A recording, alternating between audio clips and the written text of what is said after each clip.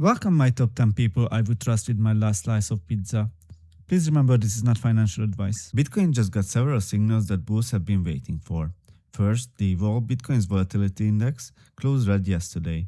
That's typically bullish because falling volatility often signals selling pressure is cooling off. Second, the VIX also closed red, suggesting fear is fading across broader markets. Bitcoin itself closed the day green, while oil is getting crushed and is now heavily oversold. That may lead to a short-term bounce in oil, but the bigger picture is that lower oil prices generally help risk assets. The dollar index is testing its 21-day EMA, a key support level. If the dollar holds here, it could create short-term pressure for Bitcoin. But if the dollar finally breaks down, it could be the catalyst Bitcoin bulls have been waiting for. And right now the dollar trade looks crowded. Everyone seems to be on the same side of the boat. That's often when markets move the other way. As for Bitcoin, the technical bias is still slightly bearish, but that doesn't automatically mean you should be shorting. In fact, Bitcoin could easily rally towards 67,500, the next major liquidation zone. And if momentum builds, even 70,000 isn't off the table before significant resistance shows up. The key point is this: sellers may be running out of easy opportunities.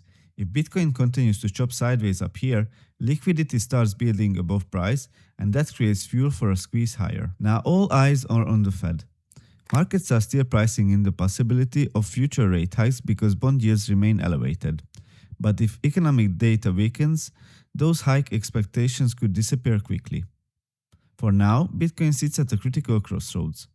The dollar is testing support, volatility is cooling off, and a major liquidity target sits overhead. This is the Bitcoin cycle repeat chart. As I still believe that Bitcoin moves in cycles, if we would repeat the last cycle, this is what we would get.